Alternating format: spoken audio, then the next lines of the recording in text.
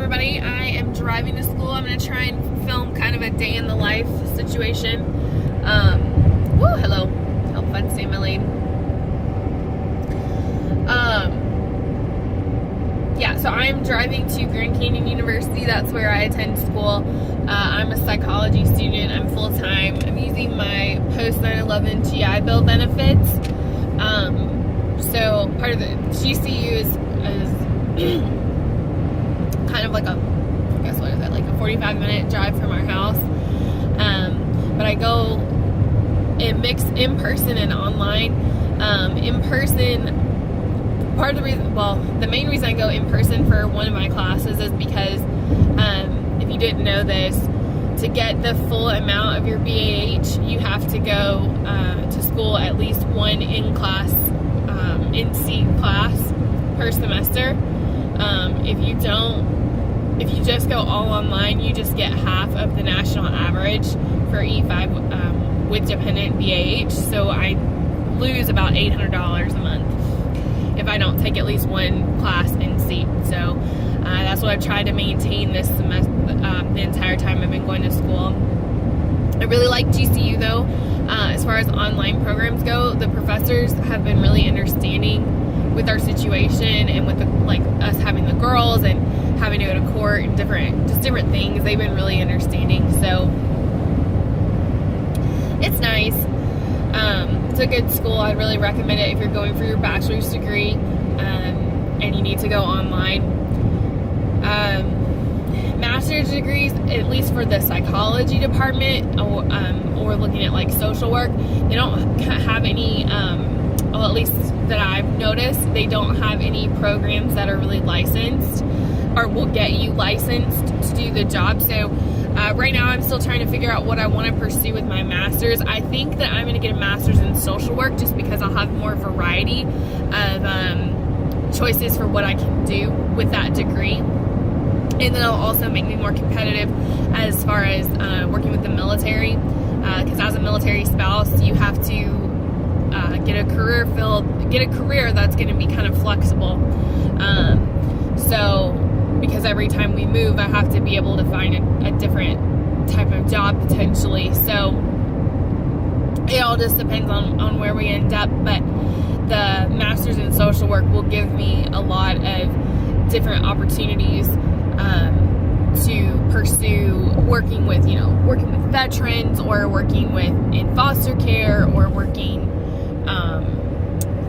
with like the prison population. There are just so many ways that I can use that degree, and so I think that's probably going to be what I'm going to go for.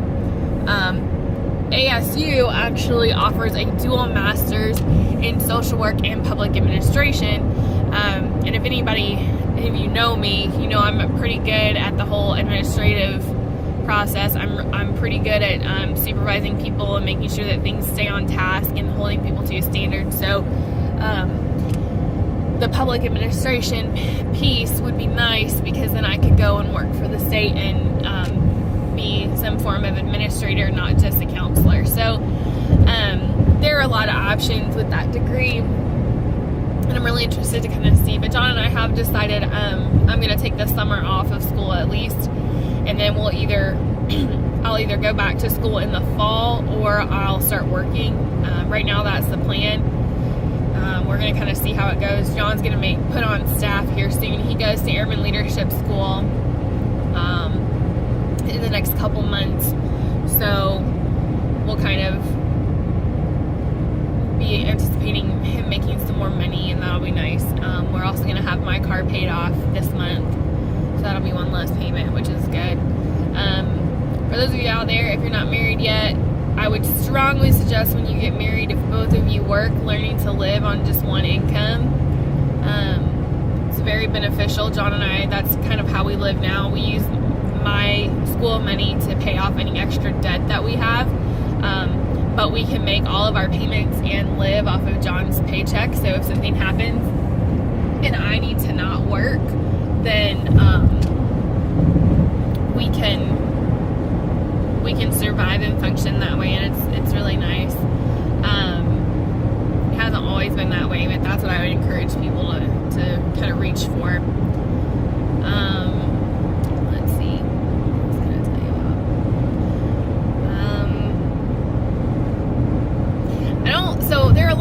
there who do foster care videos and they post updates on the kids' cases. I'm not really sure how I feel about that. I mean, there's some stuff going on with the case, with our girl's case, but I'm not the biggest fan of putting that kind of stuff out there. I don't really think that it's necessarily my place to say how things are going unless, you know, like it's looking like we're going to adopt. At that point, then yeah, I'm going to tell you, like, yeah, you know, we're going to adopt, and because then, you know, the girls will start to show in the videos and stuff like that. But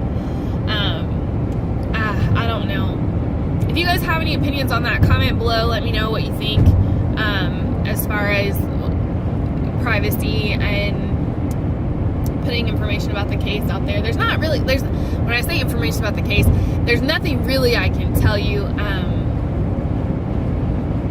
in general, but like some people will put out there like if they're leaving, if they're staying, court dates, that kind of thing. So I don't know. I'm torn.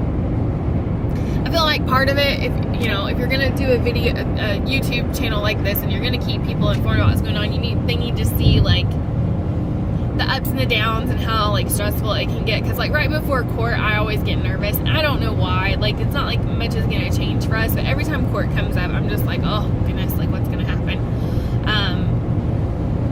And I think I've talked about this before in other videos that like it's one of those things that I don't know. Court just kind of sucks all around, because for court, like if they're going home, then it's good for them and it's sad for you because they're leaving.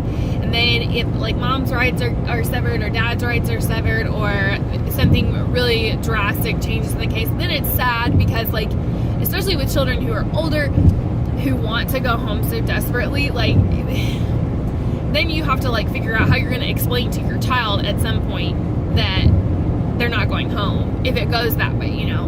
And also like you can't really tell them anything until everything is completely final. So this is not applicable necessarily to our case, but like every case in general. If parental rights get severed or they change the case plan to severance, that doesn't mean that it's gonna happen. It can still go like back and forth. So you can go from like severance to reunification and then back to severance again. So you can't tell these kids really anything that's going on, because until those papers are signed and they're either going home for sure, and even then if they're going home, you don't tell them until they're like doing transition, and you don't tell them that they're doing transition to go home. You tell them that, oh, you're gonna have an overnight visit, oh, you're gonna stay with them a couple days, because just in case it goes back the other way, you haven't like made a promise that they're gonna go home. It's so freaking complicated, y'all, and it's difficult as adults to deal with it, and then you think you're putting these children in with it. It just it's so hard. So that part of it, like I feel like you should share, because you know people need to know that's what you're getting into. And the main reason I'm doing this is because I really hope that people will strongly consider thinking about foster care. But that is one of the things you have to think about. And if you have your own children, you're exposing them to that same stress and that same drama. I don't have biological children, and I didn't have any before we started this process. Say we adopt the girls, and if we decide to foster again, like we're gonna have to go through this with them. So having any children in your home while you're fostering and putting them through this is difficult. However, I will say, like if you feel that the Lord is like calling you to be a foster family, you're robbing your children of the blessing of understanding what it's like to truly help somebody who's in need. And you're also not you're teaching them that it's okay to say no to something you should be doing because you have a convenient excuse. And not that kids are excuses. It is valid that you want to protect your children, and it is valid that you want to not have to expose them to too many things. But if the Lord is really calling you to be a foster parent, man, your kids are going to be able to handle it. Like, God's not going to give you kids who can't handle being a foster family. And at the same time, you know, if you have older kids, you need to make sure that they are on board and that they want to help. Because sometimes, you know, older kids don't necessarily, either they don't want to do it or they don't necessarily understand. There's a lot of things that go into it. So I wouldn't say don't not do it just because of your kids, but I would say make sure your kids feel involved. Make sure your kids feel like they can contribute. There's another woman here in Phoenix who does foster care. She's somewhere in the valley, I'm not sure where, but she was talking about she has an older son, and they took in a little girl who was like almost the same size as her son, but the little girl was like chronologically much younger in age.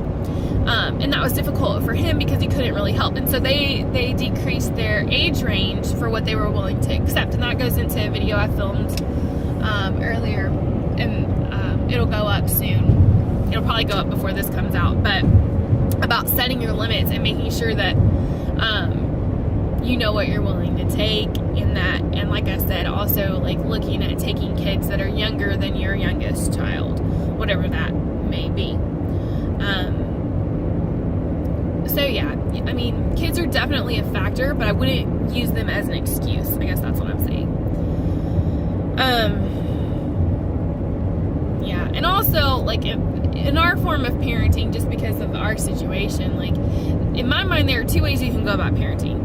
You can either try and protect your children from the world, or you can try and prepare them for it. And it's your job to prepare them for what they're going into, you know? So they're going to be exposed to things as they get older. It's a part of life. It's a part of growing up in this world. And, you know, you may be equipping them for something that God has planned for them later on in adulthood. You never know what's going to happen. Anyway, that's like my random ramble on the way to school. There'll be a link in here for you guys to subscribe if you're interested in seeing more videos about foster care. Just please subscribe. Also, if you have any questions about being an adult and going to college, let me know. Or if you're in a PCS or you know anybody who's PCSing into the Phoenix, Arizona area, I can try and help you out there as well. Thanks for watching. You guys have a great day.